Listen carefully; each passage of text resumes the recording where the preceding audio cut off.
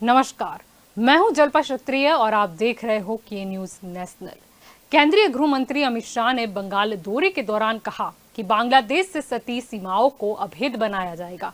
घुसपैठ और तस्करी रोकने के लिए जरूरी कदम उठाए जाएंगे। सीमा सुरक्षा बल यानी कि बीएसएफ के जवानों के साथ उन्होंने लंच भी किया। इसके अलावा आपको बता दें कि नागरिकता संशोधन कानून यानी कि सिटीजन अमेंडमेंट एक्ट एक बार फिर चर्चा में आ गया है। चर्चा में आने की वजह गृह मंत्री अमित शाह का बयान है। बंगाल दौरे पर पहुंचे अमित शाह का कहना है कि कोरोना महामारी खत्म होते ही सीएए को लागू कर दिया जाएगा। इस पर अब सियासी तकरार भी बढ़ गया है। दूसरी ओर पश्चिम बंगाल की मुख्यमंत्री ममता बनर्जी ने कहा कि बीजेपी को सीएए के नाम पर लोगों को मूर्ख नहीं बनाना चाहिए और यही हमारा आज का चर्चा का विषय है। और हमारे साथ इस चर्चा में आज जुड़ चुके हैं लेफ्टिनेंट कर्नल अमृतलाल मकवाना हमारे साथ जुड़ चुके हैं, रक्षा विशेषज्ञ ललित रावल भी हमारे साथ जुड़ चुके हैं, भाजपा की ओर से राजू शुक्ला हमारे साथ जुड़ चुके हैं और कांग्रेस की ओर से मलिक जावेद अंसारी हमारे साथ जुड़ चुके हैं। आप सभी का स्वागत है के न्यूज में। आपसे यहाँ पर राजू जी शुरुआत करना चाहेंगे। ममता बनर्जी और टीएमसी पर निशाना साधते हुए अमित शाह ने ये स्पष्ट किया कि कोरोना की लहर खत्म होने के बाद सीएए को लेकर एक फैसला लिया जाएगा, यानी उसे जल्द लागू किया जाएगा।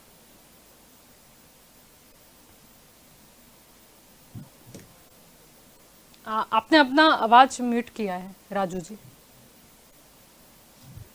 ओके। अमित भाई ने जो बंगाल के दौरे के दरमियान बोला, वो पहले भी बोले थे कि जैसे ही कोरोना की लहर खत्म होगी और रूटीन जैसे जनजीवन रूटीन हो जाएगा, तब ये सीए का जो बाकी का प्रोसीजर है वो लागू किया जाएगा। संसद में पसार हो गया है और बाद में वो लागू करने का है, तो वो पहले से उन्होंने बताया था, तो फिर से उन्होंने वो दोहराया है कि भाई सीए लागू होगा। और उन्होंने जो बात बताई वो बहुत सही बात बताई है कि भाई देश की रक्षा के लिए जो भी करना पड़े, सीमा सुरक्षा के लिए, घुसपैठियों के लिए और जो आंतरिक तस्करी होती है उसके लिए जो भी कदम उठाना पड़ेगा वो सेंट्रल गवर्नमेंट की तरफ से उठाया जाएगा। तो उसमें कोई प्रॉब्लम वाली बात नहीं है कि भाई सीए के डरने की कोई जरूरत नहीं है।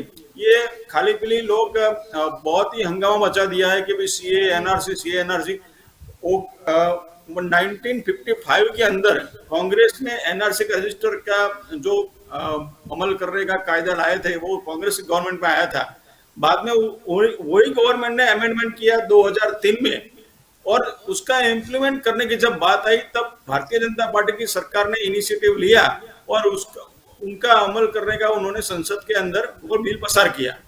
तो अब लाने का तो था ही, उसमें कांग्रेस की सहमति थी पहले से और चेंज भी उनकी सरकार में हुई। और बाद में जब बिल पसार किया गया तो भारतीय जनता पार्टी की सरकार थी, तभी बिल पसार किया गया। तो यानी कि कुल मिला के ऐसा होता है कि सबकी सहमति के साथ ये बिल पसार किया गया है और सीए एनआरसी लागू होगा, ये अमित भाई ने बोला वो बिल्कुल मायने रखा जाएगा और सही बोला है जी।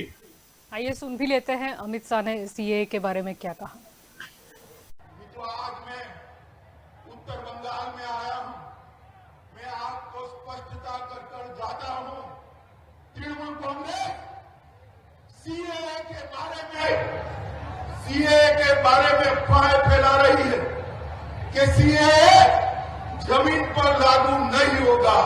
मैं आज कहकर जाता हूं, कोरोना की लहर समाप्त होते ही सीएए को हम जमीन पर उतारेंगे और हमारे भाइयों को नागरिकता देंगे। जी, आपकी और मलिक जी यहाँ पर आना चाहूंगी। अब सीए को लेकर बंगाल में तकरार बढ़ गया है, खास करके भाजपा और टीएमसी के बीच। जी मलिक जी, पहले तो मैं आपको कुछ जानकारी देना चाहूंगा। 15 दिन पहले आरएसएस प्रमुख मोहन भागवत जी ने कहा था कि अखंड भारत बनाएंगे 15 साल में और जो रास्ते में आएगा वो मिट जाएगा। अब इधर गृह मंत्री जी कह रहे हैं कि हम सीए एक कानून जो है बंगाल में लागू करेंगे। तो ये समझ में नहीं आ रहा, एक तरफ तो आप बांग्लादेशियों को जोड़ना, अखंड भारत में तो बांग्लादेश भी आएगा, अफगानिस्तान भी आएगा, पाकिस्तान भी आएगा, इधर आप कह रहे हैं कि इधर से हम बांग्लादेशियों को वापस भेजेंगे। तो इनका ये समझ में नहीं आता ये कहना क्या चाहते हैं, हमें हंसी आती है। दूसरी बात, आसाम में ये लागू हुआ और 19 लाख एनआरसी से बाहर हो गए, जिसमें 14 लाख हिंदू थे। तो उसमें यह कहा गया जो वहां के मुख्यमंत्री है हेमंत बिश्वा शर्मा, कि हम डबल से रिकाउंटिंग करेंगे, डबल से एनआरसी करेंगे ताकि सही से हो। इसका मतलब गलत किया था आपने, डबल से करना चाहते हो। दूसरी बात, सुप्रीम कोर्ट में 140 से ज्यादा केसेस, पिटीशंस पेंडिंग है इसकी वैलिडिटी को लेकर। तो दूसरी बात यह है कि यह अभी तक 3 साल हो गए इस कानून को लाके, केंद्र सरकार कानून लाई थी और अभी तक ये इसके रूल्स फ्रेम नहीं करवाए। 6 बार स्टैंडिंग कमेटी, जो पार्लियामेंट्री स्टैंडिंग कमेटी है, उसको ये एक्सटेंशन मांगा गया है कि अब हम फिर से रूल्स फ्रेम करेंगे। तो गृह मंत्री जी पहले तो रूल्स ही फ्रेम करके बता दीजिए। और चलिए आपने रूल्स भी फ्रेम कर लिए, मान लिया मैंने आपको 6 महीने का और एक्सटेंशन है, तो सुप्रीम कोर्ट में जो 140 केसेस पेंडिंग है उस पे आप क्या करोगे? क्या आपका मतलब जो सुप्रीम कोर्ट है उसमें विश्वास नहीं है, आप उसको बाईपास करके लागू कर दोगे? तो पहले तो सुप्रीम कोर्ट में जो पेंडेंसी है उसको खत्म करना पड़ेगा। वहां पे जो केंद्र की सरकार है वो अपना पक्ष ही नहीं रख पाती है, वो भाग जाती है, डेट ही नहीं लगने देती है। तो सबसे पहले तो इसकी वैलिडिटी पे ही सवाल है कि वैलिड है या नहीं है। और दूसरी बात यह है कि आप एनआरसी करिए, बिल्कुल करिए, लेकिन अब मेरा दूसरा सवाल है आपकी क्या तैयारी है, क्या इंफ्रास्ट्रक्चर है? अगर लाखों लोग बाहर जाएंगे या मतलब उस एनआरसी रजिस्टर से बाहर आएंगे तो उनके लिए डिटेंशन सेंटर होने चाहिए। कितने बनाए आपने? जेल यहाँ पे जो हिंदुस्तान में हमारी जेल्स है, जिस राज्य में भी जेल है वो इंटैक्ट हो चुकी है, फुल हो चुकी है। तो इनकी कोई तैयारी नहीं है, ये हवाई बातें करते हैं। तो इसलिए मुझे ऐसे मुद्दों पे जब चर्चा होती है तो हंसी आती है, सीरियस नहीं है देश को लेके। और कोरोना, इन्होंने एक डायलॉग और बोला अमित शाह जी ने, कोरोना के बाद WHO की कल ही रिपोर्ट आई है, उसमें कह रहा है WHO के 47 लाख से ज्यादा मौतें हुई हैं हिंदुस्तान में, जो कि सबसे ज्यादा है। उसके बाद जो है वो रशिया में हुई है, इंडोनेशिया में हुई है, फिर यूएस में और फिर मैक्सिको में। तो हिंदुस्तान ने तो सारे रिकॉर्ड तोड़ दिए और गुजरात उसका जीता जागता प्रमाण है इनके झूठ का। मैं एग्जाम्पल दूंगा, वहां पे जो सरकारी आंकड़ा है कोरोना का वो 10,000 बता रहा है, लेकिन जो मुआवजे के लिए एप्लीकेशन भरी जा रही है वो 1.5 लाख से ज्यादा भरी जा रही है। तो ऐसा क्यों हो रहा है? तो ये भाजपा के लोग केवल भ्रमित करते हैं, झूठ बोलते हैं और देश को गुमराह करने का काम करते हैं। जल्पा जी, लेकिन सीए को लेके रूल्स तो फ्रेम हो जाएंगे बाद में। मुझे लगता है कि जितनी भी आप बोल रहे हो कि जो अभी भी 6 बार कंफ्यूजन है एक्सटेंशन वो भी मांगा है, हो जाएगा। 6 बार एक्सटेंशन क्यों मांगा है? आप रूल्स तो फ्रेम करिए, लागू देख लेंगे जब करेंगे। जी बिल्कुल। आपकी और यहाँ पर आना चाहूंगी कर्नल जी, मकवाना जी, यहाँ पर आपकी और आना चाहूंगी। यहाँ पर मुद्दा यही है कि एक और बंगाल के दौरे पर वहाँ पर पहुँचते हैं अमित शाह, उनके द्वारा सीए को लेकर भी निवेदन दिया गया क्योंकि कहीं ना कहीं सुरक्षा से भी वो संबंधित है। और साथ ही उन्होंने ये भी स्पष्ट किया कि बांग्लादेश से सटी जो सीमाएं है उसे अभेद बनाया जाएगा। जी जल्पा जी, सर्वप्रथम हमारे जितने भी मंच पर बैठे हुए महानुभाव है उसको मैं नमस्कार करता हूं और के न्यूज को धन्यवाद देता हूं कि मुझे बोलने का मौका दिया। तो सर्वप्रथम मैं दर्शकों को ये जानकारी देना चाहता हूं, अभी भी कई लोगों के दिमाग में ये 3 बातें क्लियर नहीं है। सबसे पहली बात है CAA, यानी कि सिटीजन अमेंडमेंट एक्ट, जो नागरिकता संशोधन जो बिल है वो। और दूसरी बात है जिसको हम बोलते हैं एनआरसी क्या है? नेशनल रजिस्टर ऑफ सिटीजन, जो कि 2000 ये जो अमल में शुरू से आया हुआ है। और तीसरा है नेशनल पॉपुलेशन रजिस्टर। अगर ये 3 बातें हमें समझ में आ जाएगी तो सबसे पहले हम रुख करेंगे कि ये सिटीजन जो नागरिकता संशोधन एक्ट है, ये जो भारत के अंदर जो जिसको कहते हैं इलीगल इमिग्रेशन। अब इलीगल इमिग्रेशन का अगर मतलब समझा जाए कि दुनिया का किसी भी देश से कोई भी नागरिक, कोई भी अगर भारत के अंदर एंट्री करता है, अगर उसको 1 महीना, 2 महीना, 6 महीना की जो भी वीजा उसको दी गई है, उससे अगर वो ज्यादा भारत के अंदर रुक जाता है तो वो इलीगल इमिग्रेंट माना जाएगा और उसके साथ जो हमारा भारतीय संविधान के मुताबिक उसको कार्रवाई की जाएगी।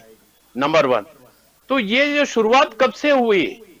ये 12वीं शताब्दी में जब भारत के अंदर पर्शियन आए थे ईरान से, जहां पे सिया सुन्नी का झगड़े के कारण वो ईरान छोड़ करके सबसे पहले सूरत के अंदर आए थे। मगदला बंदर जो वहां पे आकर के उन्होंने स्थापित किया, जिसमें से रतन टाटा भी उनका एक पार्ट है। उनके दादा परदादा सारे लोग भारत के अंदर आए और इतने बड़े बड़े बिजनेस स्थापित किए।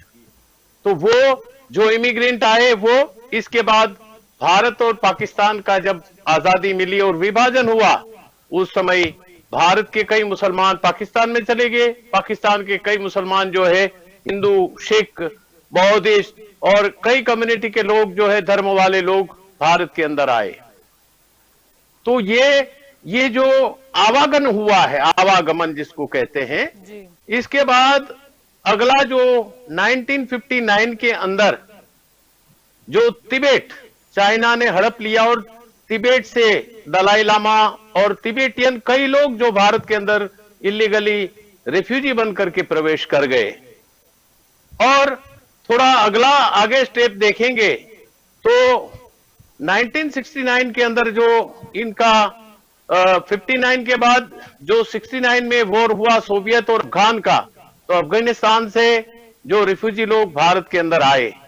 और अगला जो स्टेप हुआ वो 1971 में जो भारत और पाकिस्तान के बीच में हमारा युद्ध होता है और बांग्लादेश के जो शरणार्थी भारत के अंदर जो प्रवेश किया, अनेकों लाखों लोगों ने आकर के प्रवेश किया। उन्होंने आसाम को टारगेट बनाया कि आसाम एक प्लेन इलाका है, मेघालय, शिलोंग, त्रिपुरा, नागालैंड ये सब पहाड़ी विस्तार है, तो वहां पे उनको रहने के लिए काफी दिक्कतें आ सकती है।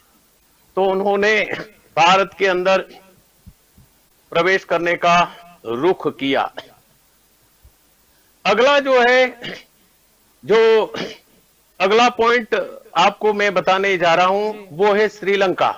जो श्रीलंका के अंदर 1980 से लेकर के 1990 तक जो गृह युद्ध चला तमिल टाइगर्स के बीच में, जिससे कारण भारत ने अपना एक होनहार प्रधानमंत्री राजीव गांधी को गंवा दिया, जो एलटीटी के द्वारा एक उग्रवाद का शिकार बना और उनको ये परेशानी उठानी पड़ी।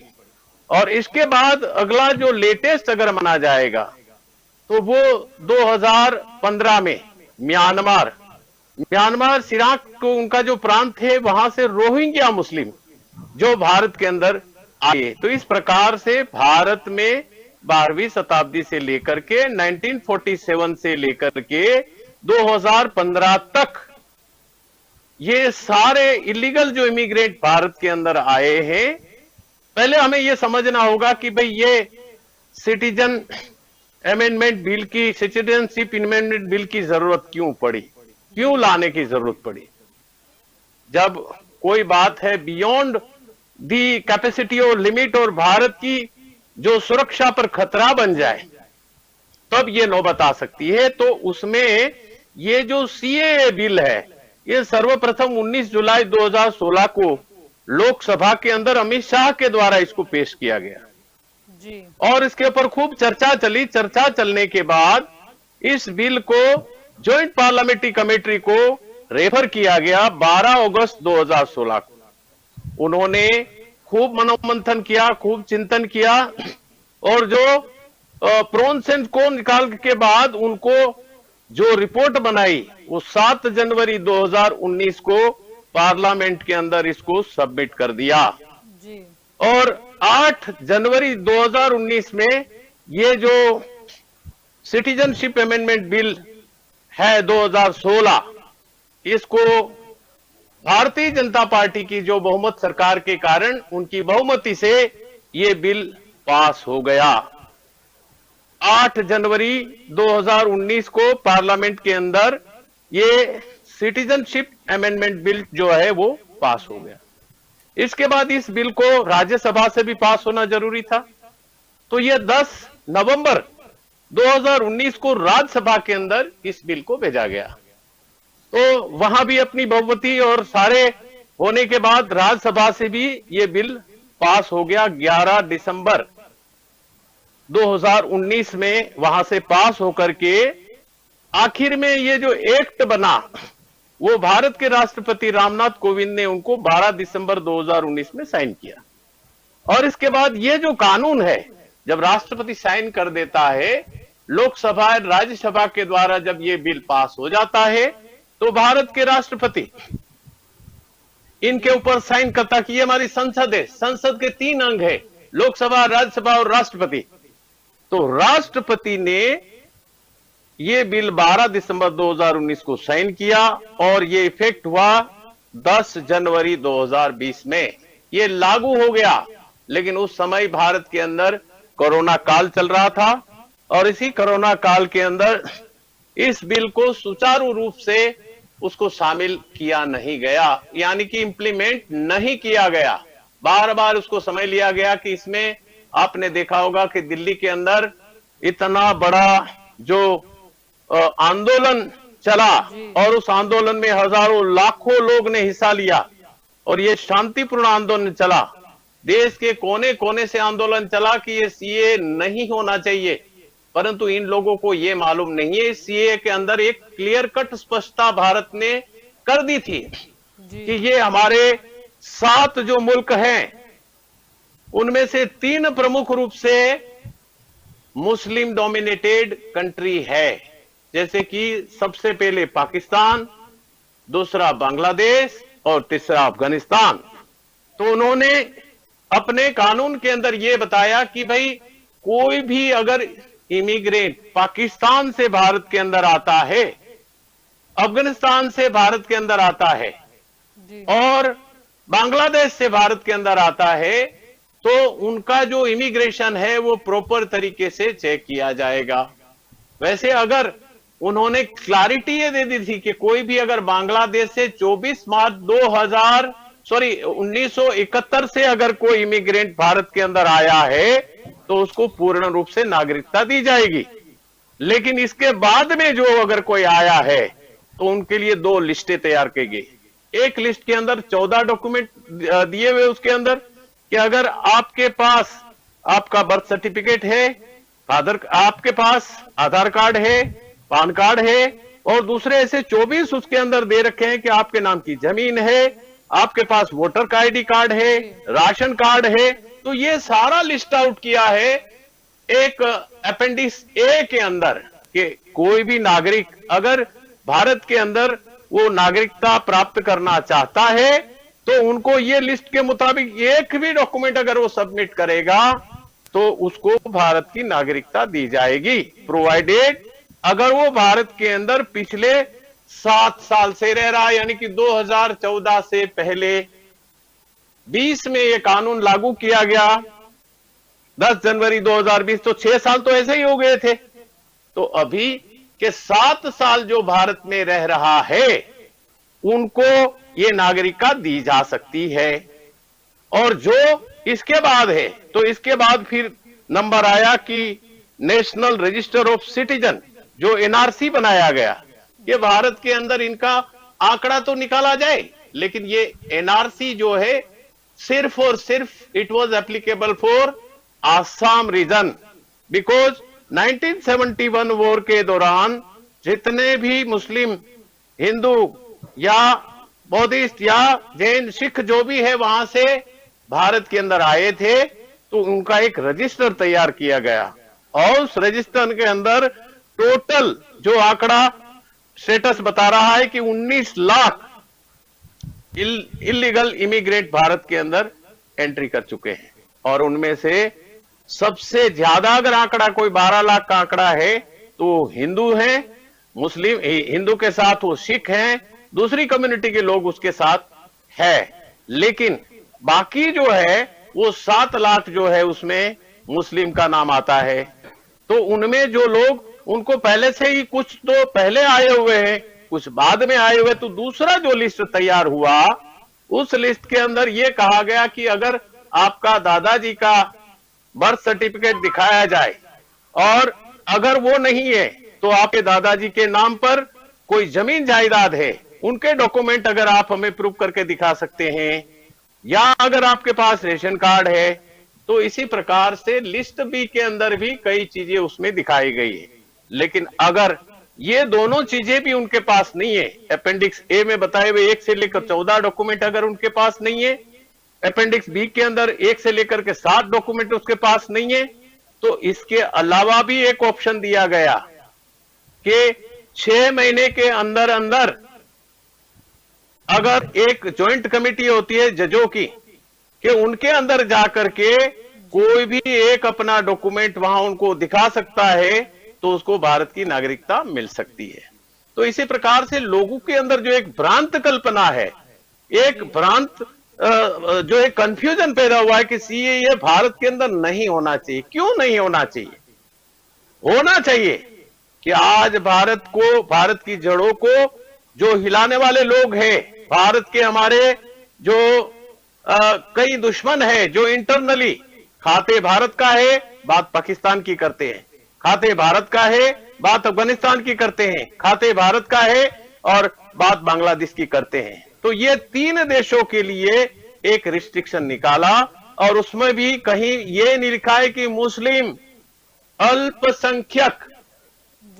सुप्रीम कोर्ट ने ऑर्डर जो पास किया था उसमें क्लियर कट ये आदेश दिया कि अफगानिस्तान, बांग्लादेश और पाकिस्तान से आने वाले अल्पसंख्यक, उसमें मुस्लिम हो सकता है, सिख हो सकता है, हिंदू हो सकता है, बौद्धिस्ट हो सकता है। तो इन लोगों के साथ ये पहले शुरू से क्या होता था कि रिलीजन के कारण हिंदू मुस्लिम, आपने देखा कि भारत और पाकिस्तान का जब विभाजन हुआ तो हजारों लाखों लोगों की कत्लेआम हुई थी। ये रिलीजन परक्यूशन जो है उसके कारण इस प्रकार से ये घटना घटती आई है मैडम। तो इस प्रकार से अगर देखा जाए, इसके बाद जो एक एनपीआर आया, नेशनल पॉपुलेशन रजिस्टर, जो आधार कार्ड के 2013 और 14 के अंदर अंदर, और ये पूरे भारतवर्ष के अंदर के अगर आप 6 महीने के लिए यहां से फॉर एग्जांपल गुजरात से लखनऊ जाते हैं तो वहां जाकर के अपना आधार कार्ड अपडेट करा लीजिए, ताकि आपका जो अपडेशन है वो क्लियर कट चलता रहेगा। तो इसमें मुझे मालूम है कि मैं दर्शकों को जिस प्रकार से एक सरल भाषा में बताया कि भाई सीएए क्या है, सिटीजनशिप अमेंडमेंट एक्ट क्या है, नेशनल रजिस्टर ऑफ सिटीजन क्या है और नेशनल पॉपुलेशन रजिस्टर क्या है, ये तीनों चीज अलग अलग है और उसका काम अलग अलग है।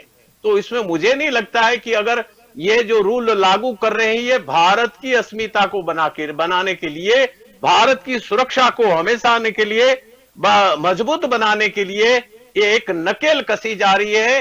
All those people who are residing in India illegally since 1971, ऐसे लोगों को ये टाइम आ गया है। लेकिन वास्तव में अगर मैं कहूं तो इन लोगों को ये कानून लागू करने से पहले आपका डिटेंशन जो हॉल, या तो इनके लिए रहने की व्यवस्था होनी चाहिए और इसका जो खर्चा आएगा वो खर्चा भी आपको देखना पड़ेगा।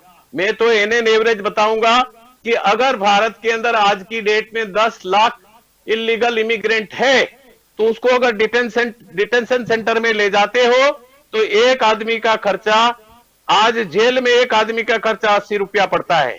मैं नॉमिनल चार्ज बताता हूं कि एक दिन का खर्चा एक आदमी का 25 रुपया, 5 रुपया ब्रेकफास्ट, 10 रुपया लंच, 10 रुपया डिनर अगर हम लगाते हैं तो एक आदमी का खर्चा 25 रुपये में पड़ता है। और 10 लाख लोगों का खर्चा जो आपको 2.5 करोड़ पर डे खर्चा होगा, आप उसको 365 से इंटू कर लीजिए, 27,000 करोड़ के आसपास ये करीबन खर्चा बैठता है। क्या ये भारत एफोर्ड करेगा? आने वाले समय में एक बहुत बड़ा क्वेश्चन है कि आज हमारी जीडीपी कहां जा रही है। आप इंप्लीमेंट करिए, मुझे कोई एतराज नहीं है, लेकिन करने से पहले ये जो खर्चा है, इनको रहने की जो व्यवस्था है, कारण इंटरनेशनल जो एक कम्युनिटी है जो आपको कॉन्स्टेंटली मॉनिटर कर रही है कि भारत में ह्यूमन राइट्स क्या हो रहा है, उनके साथ क्या हो रहा है, दिल्ली के अंदर क्या हुआ था, तो सारी घटनाएं उनको वहां तक पता चल जाती है। तो मैं उम्मीद रखता हूं कि मेरे दर्शकों को मेरे जो विचार है वो जरूर समझ में आए होंगे। और ये जो प्रक्रिया चली है, अमित शाह ने जिस प्रकार से बंगाल में जाकर के ऐलान किया है कि अभी जैसे कोरोना की लहर खत्म हो जाएगी और मैं इसको इमीडिएटली इंप्लीमेंट करूंगा। कोई भी चीज इंप्लीमेंट करने से पहले कई चीजें देखी जाती है। क्यों? पॉलिटिकल पार्टी को सबसे बड़ा अपना वोट बैंक होता है कि अगर मैं इस तरीके से इसको इंप्लीमेंट करूंगा। और दूसरी बात, क्या आपके पास एक ऑप्शन है कि जितने इलीगल इमिग्रेंट बांग्लादेश से आए हैं उनको वापस लौटा दीजिए बांग्लादेश में, तो आपको कोई खर्चा नहीं होगा। लेकिन ऐसा नहीं कर सकते आप। इसलिए नहीं कर सकते हैं कि आपका एक वोट बैंक है, और दूसरी बात, आपका रिलेशनशिप अभी अभी शेख हसीना जो बांग्लादेश की प्राइम मिनिस्टर हैं, जिनके साथ हमारे जो विदेश मंत्री जयशंकर जी गए थे और उन्होंने ऐलान किया, इतने पिछले 8-10 साल से हमारा जो एक विवाद चल रहा था, एक उनके साथ रिक्वेस्ट चल रही थी कि हमें आपका चिटागंग जो बंदरगाह है वो हमें यूज करने के लिए दीजिए, तो ये उन्होंने परमिशन दे दी। तो आज चाइना को बड़ी तकलीफ हुई कि इतना बड़ा स्ट्रेटेजिक और व्यापारिक जो बंदरगाह है वो भारत को इस्तेमाल करने के लिए दे दिया। तो नरेंद्र मोदी ने ऐलान किया कि जितने भी लीगल इमिग्रेंट हैं वो भारत का इंटरनल मामला है, हम उसको वापस नहीं लौटाएंगे। जब वापस नहीं लौटाओगे तो आपको डिटेंशन सेंटर तैयार करना पड़ेगा। हर एक आदमी को इतना खर्चा जो मैंने बताया है, ये खर्चा भी पूरा करना पड़ेगा जलपा जी। Thank you. बिल्कुल। लगता है हमारे साथ जुड़े हुए नहीं है ललित जी अभी आपकी, और यहाँ पर राजू जी आगे बढ़ना चाहूंगी। दूसरा जिक्र करें तो कहीं ना कहीं एक स्टेटमेंट ममता बनर्जी के द्वारा भी आया। सबसे पहले सुन लेते हैं कि ममता बनर्जी ने क्या कहा था। Unity is our strength and divide is fall. It is Swami Vivekananda that said. Now after 1 year he came, he should have been hide his face. What if behavior we have seen at the time of election. हर तरह आते हैं गंदा बात करते हैं, हर तरह आते हैं भ्रष्टाचार का बात करते हैं, हर तरह आते हैं अत्याचार का बात करते हैं। He came to infiltrate the BSF into political field, nothing else. That is the agenda. One point. But I respect the BSF Jawans, so I will request them not to be trapped because 24 they are not coming to power. आपकी और राजू जी यहाँ पर आना चाहूंगी। ममता बनर्जी का सीधा इशारा भाजपा पर रहा कि 2024 में भाजपा नहीं आएगी, और साथ ही उन्होंने बीएसएफ जवानों को भी एक सलाह दे दी कि आप भाजपा के झांसे में मत आए, और उन्होंने कहीं ना कहीं अमित शाह के दौरे को बता दिया कि जैसे वो बीएसएफ को वहां पर पॉलिटिकल फील्ड से कनेक्ट करने के लिए कर रहे हो। जैसे ममता बनर्जी ने बीएसएफ को ज्वाइंट किया, उसमें ये नहीं करना चाहिए। पॉलिटिक्स अलग जगह पे है, देश की सुरक्षा अलग जगह पे है, सुरक्षा अलग जगह पे है। उनको कभी ये गंदी राजनीति से जोड़ना नहीं चाहिए ममता बनर्जी को, क्योंकि देश की सुरक्षा इनके हाथों में सुरक्षित है। अभी हमारे देश के कई सारे जवान शहीद हुए हैं देश की सुरक्षा करते हुए, तो ये शहीदों का अपमान है। और बीएसएफ को हम यहाँ नहीं आने देंगे, उनको उनके बॉर्डर पे रहना चाहिए। ये सब अगले 15-20 दिन पहले भी ममता बनर्जी का ऐसा स्टेटमेंट था कि बीएसएफ के जवानों को हम इंटरनल स्टेट में नहीं घूमने देंगे, नहीं आने देंगे। तो ये सब गलत बात है कि भाई सीआरपीएफ है, बीएसएफ है, जो अपनी पैरामिलिट्री फोर्सेस है, जो बॉर्डर की रक्षा करती है, वो कहीं पे भी घूम सकती है और कहीं पे भी इन्वेस्टिगेशन कर सकती है। उनको जो राष्ट्रीय विरोधी प्रवृत्ति जहां भी होती है वही जाके वो रेड कर सकती है, वो उसको पकड़ सकती है और स्थानिक पुलिस की मदद से उसको अरेस्ट भी कर सकती है। तो रही बात पॉलिटिक्स की, तो ममता जी ने ऐसा बोला कि भाई हर साल इलेक्शन में आते हैं और ऐसा ऐसा बोल के जाते हैं। भाई ये भारत की संसद ने पसार किया हुआ बिल है, तो पश्चिम बंगाल भी भारत का हिस्सा है।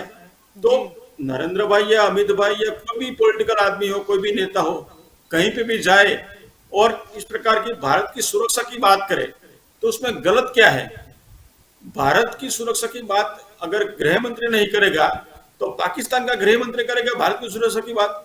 वो मुझे समझ में नहीं आ रहा है कि इतनी गंदी पॉलिटिक्स भारत के संविधान को नहीं मानने के लिए क्यों खेली जा रही है। अरे भाई, आप सीए का विरोध करना चाहते हो तो संसद में आपका बल है, उनके जरिए संसद की चर्चा में हिस्सा लो और करिए विरोध।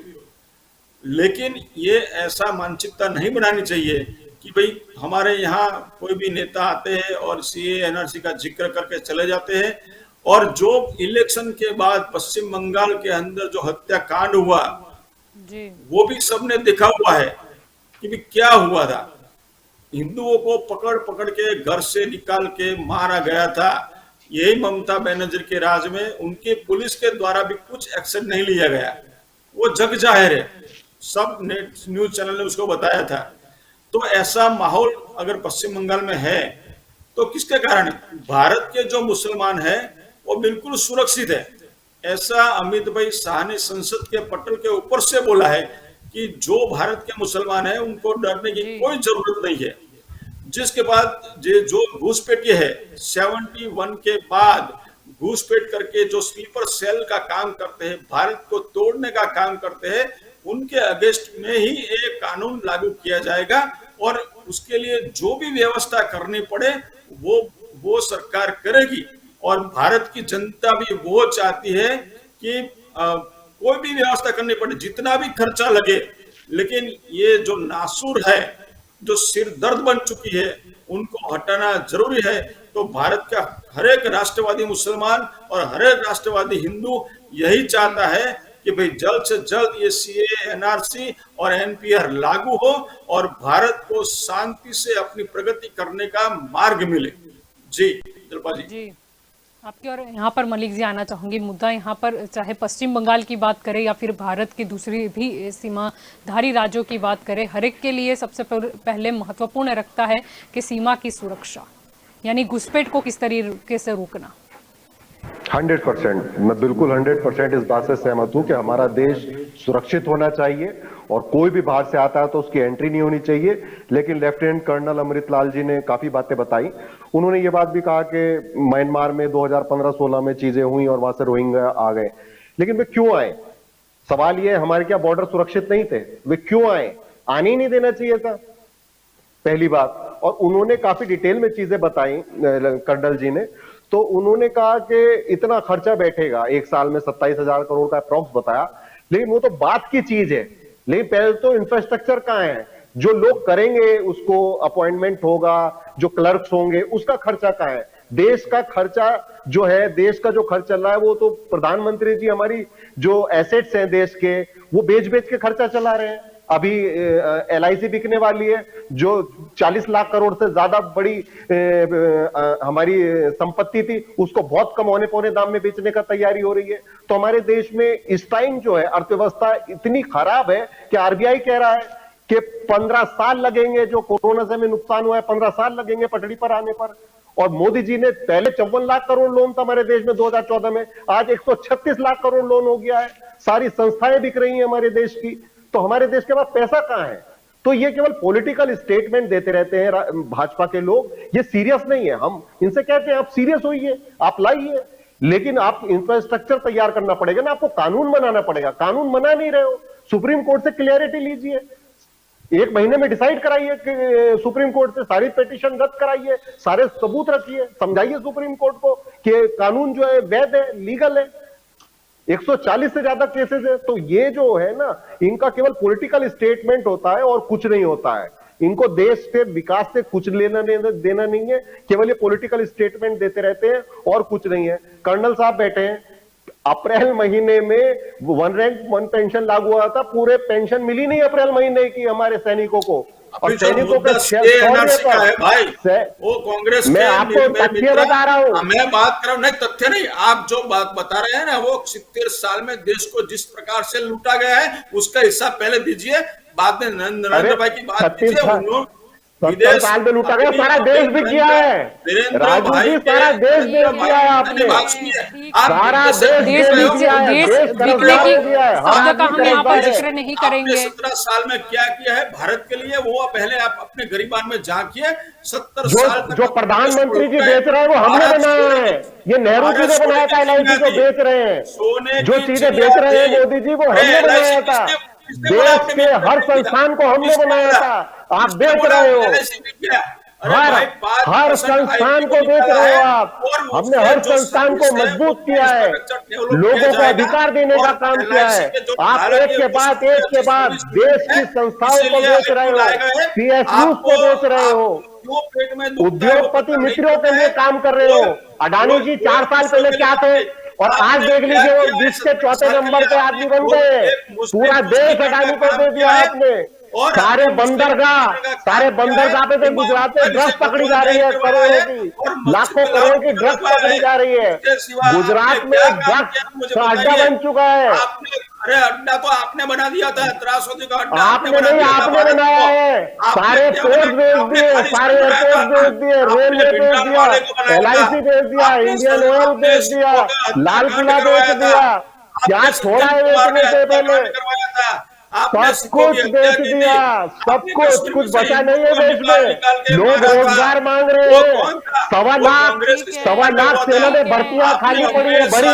देश को इस मुद्दे की स्पष्टता लोगों तक पहुंचे, हर एक का पक्ष पहुंचे, इसीलिए हम आज ये चर्चा लेकर आए ताकि लोग समझ सके आपकी। और यहाँ पर कर्नल मकवाना जी, मैं आगे बढ़ना चाहूंगी क्योंकि यहाँ पर अगर हम अमित शाह के बंगाल दौरे की बात करते हैं तो कहीं ना कहीं जो बॉर्डर सिक्योरिटी फोर्स के फ्लोटिंग बॉर्डर आउटपोस्ट पर भी उन्होंने एक पोस्ट एम्बुलेंस का उद्घाटन किया था, बाद में जायजा भी लिया था, कुछ उसके बारे में बताइए।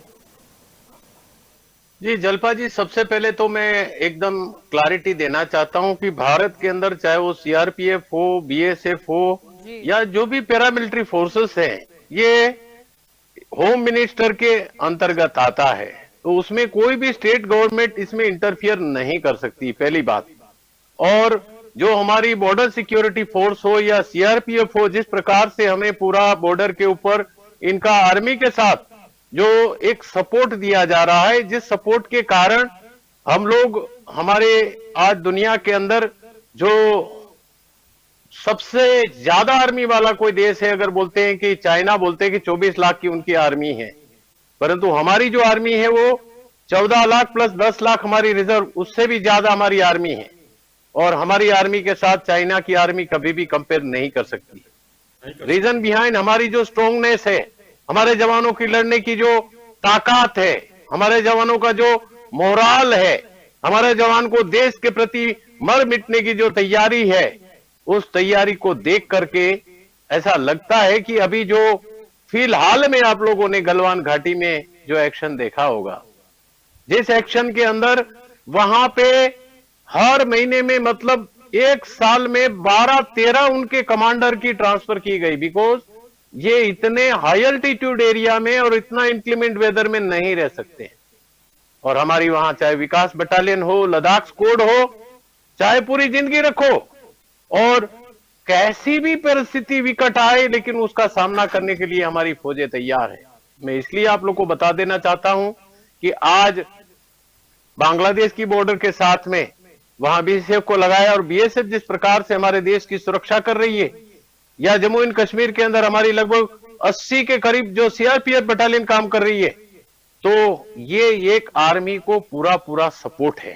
कारण कि अगर आर्मी यहीं पे लग जाती है तो उनका जो मुख्य उद्देश्य है, जो दुश्मन देश के साथ लड़ने का है, वो उसमें काफी गिरावट आ जाती है। तो इसलिए ये सोच समझ करके पूरी कार्रवाई की जाती है। तो हमारे जवानों का मोराल इतना बूस्टअप है, आज भारत के सामने कोई आंख उठा करके देख नहीं सकता है।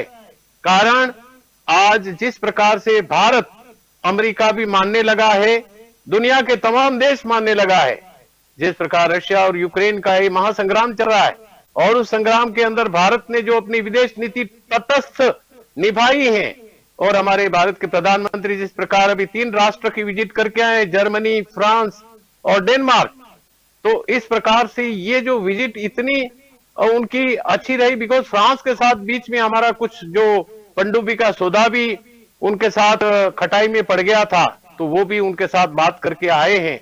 तो किसी भी हालत में भारत को हर हाल में आगे ले जाने के लिए दुनिया के तमाम देश आज भारत पर निर्भर है। और मुझे पूरी उम्मीद है कि आने वाले समय में UNSC भारत को जरूर विट्टो पावर देगी। जो विट्टो पावर का हकदार अगर इस दुनिया के अंदर कोई है तो भारत है। भारत ने पूरी दुनिया को वैक्सीन प्रोवाइड करी, भारत ने पूरी दुनिया को कोरोना की दवाई प्रोवाइड करी।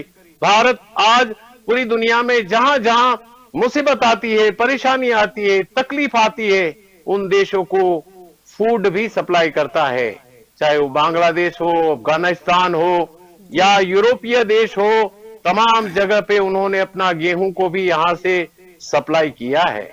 तो इस हालत को देख करके जो अपना WHO है, उनको भी पता है कि दुनिया के तमाम देशों को अगर कोरोना समय में देखा जाए तो न तो चाइना ने कोई मदद करी, न कोई अमेरिका ने मदद करी, न कोई रशिया ने मदद करी।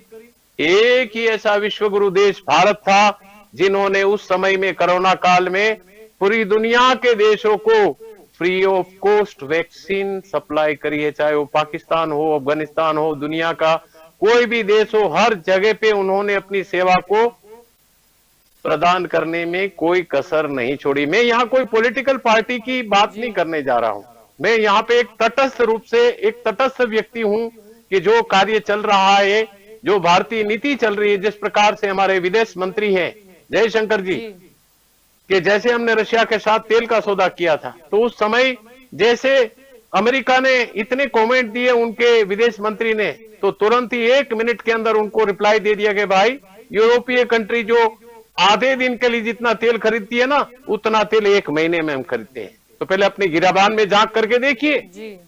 तो ऐसा बोलने वाला विदेश मंत्री भारत के अंदर आज तक नहीं आया है। जिस प्रकार से उनकी धरती पर बैठ करके ऐसा स्टेटमेंट देना, it's not a joke, it's a guts person who is having. कारण क्या है, उसके पीछे इतना बड़ा भारत की शक्ति है, भारत का सुपर पावर है। आज दुनिया के अंदर भारत एक शक्ति उभर करके उठ रही है सुपर पावर के रूप में। आज चाइना को कोई नहीं मान रहा है। कारण क्या है, चाइना का पूरी दुनिया को पता चल गया। बांग्लादेश ने भी उसका हाथ धोना शुरू कर दिया। जिस जिस देश के साथ चाइना मिला है उसको बर्बाद करके छोड़ दिया। अफगानिस्तान को बर्बाद करके छोड़ दिया, पाकिस्तान को बर्बाद करके छोड़ दिया, श्रीलंका की हालत आप देख रहे हो, नेपाल को बर्बाद करते करते छोड़ दिया, म्यांमार, जितने जितने कंट्री में उन्होंने अपने कार्रवाई करने की कोशिश करी, हर जगह पे उन्होंने वो किया है। लेकिन भारत हर कंट्री को मदद करने के लिए तैयार है। चाहे वो अफगानिस्तान हो, 50,000 टन यहां से अगर गेहूं भेजना है तो भारत भेज सकता है। पाकिस्तान ने बोला नहीं, हमारे रास्ते से नहीं जाने देंगे, तो बोला कोई बात नहीं, ईरान के रास्ते से भेजेंगे हम, नहीं तो उनको ऐसा लगेगा कि भी यहां से कोई हथियार लेकर के भेज रहे हो। तो इस प्रकार से आज भारत की जो स्थिति दुनिया के देशों में है, अमेरिका भी गलती से भी कोई सैंक्शन नहीं लगा सकता है।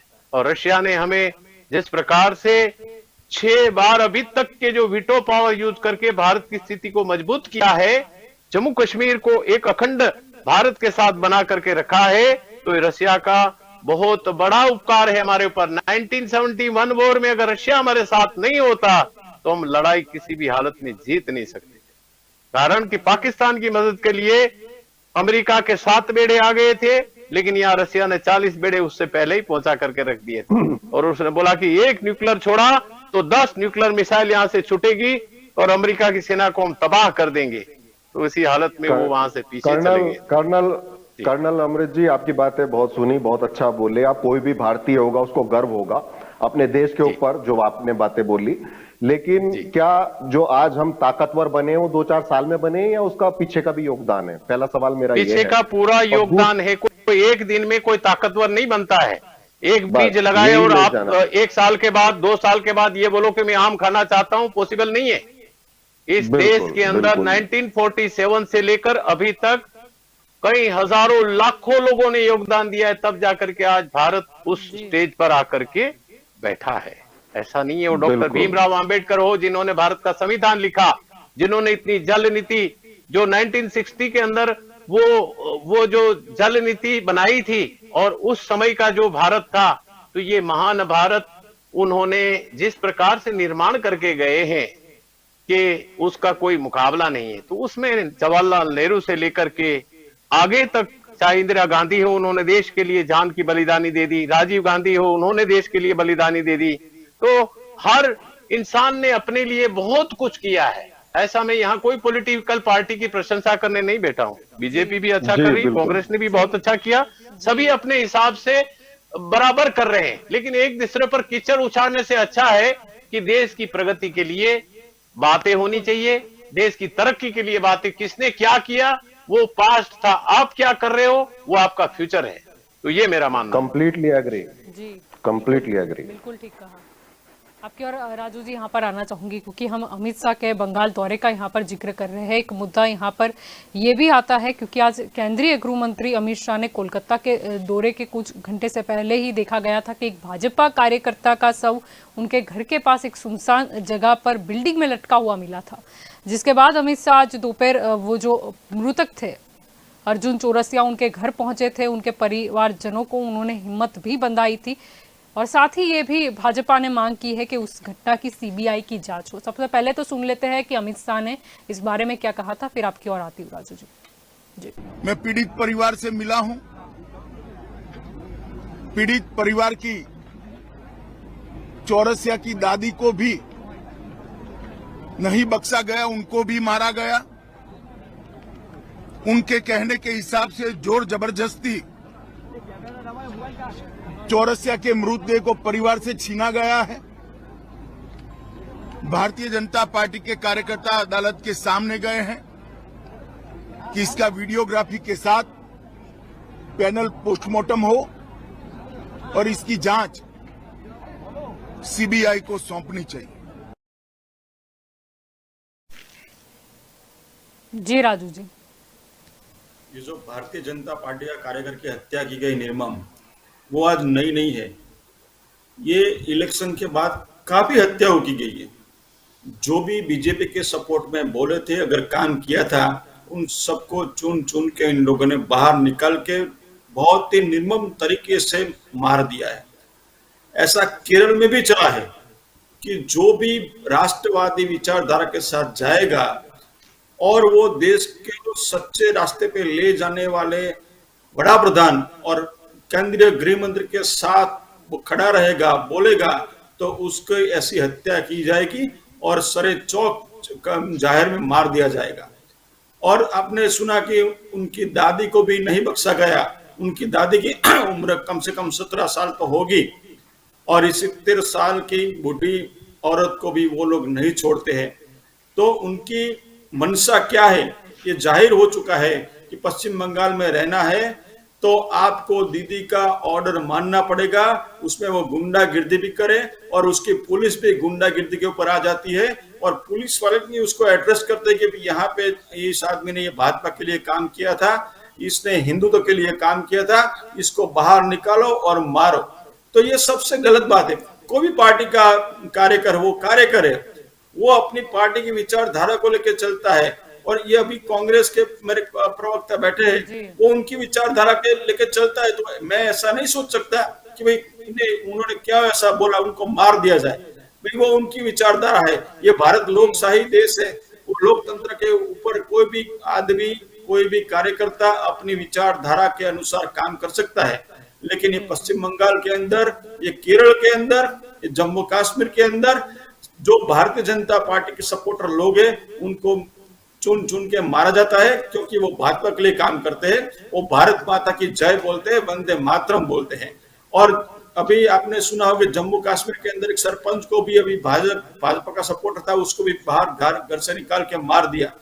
तो ये कुछ नई घटनाएं नहीं है, लेकिन ये घटनाओं भारत को बहुत ही विपरीत संजोगों में खड़ा कर देगी कि भाई अगर काम करना है तो किसके साथ काम करें।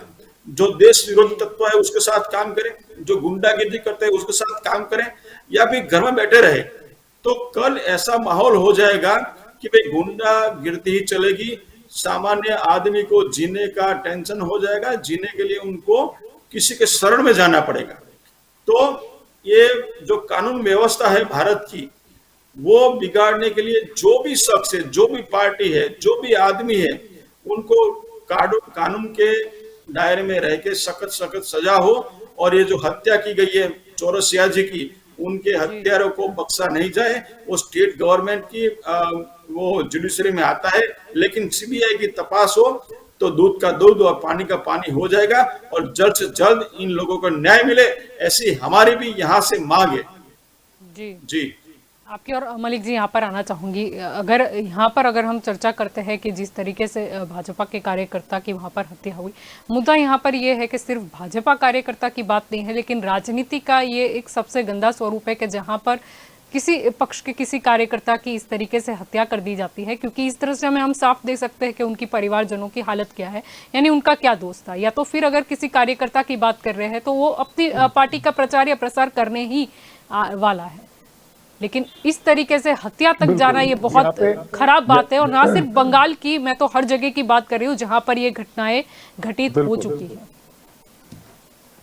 नहीं, यहाँ पे भाजपा की बात नहीं है। कोई भी हमारे जो नागरिक है, हमारे जो देश के लोग हैं, किसी भी पॉलिटिकल पार्टी का कोई भी व्यक्ति, उसके साथ अगर कोई भी गलत होता है तो सख्त से सख्त कानून के अंतर्गत उसको सजा मिलनी चाहिए। और हम खुद ही गांधीवादी लोग हैं, हम अहिंसा में बिल्कुल नहीं रखते और ना ही हम असत्य में रखते हैं। लेकिन कुछ राजनीतिक पार्टियां हैं जो हर पल असत्य का प्रयोग करती है। हम तो ये कहते हैं आप सत्य बोलिए और अहिंसा के रास्ते पे चलिए। लेकिन ये जो भी हो रहा है कहीं भी किसी भी चाहे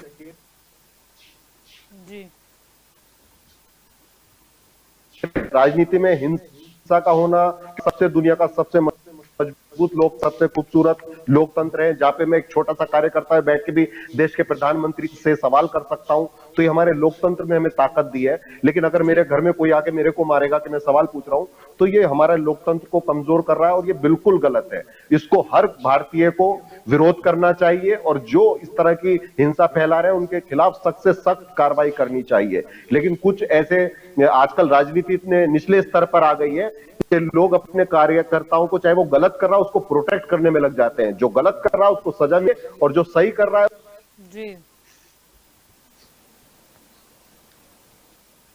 बढ़ा सकते हैं।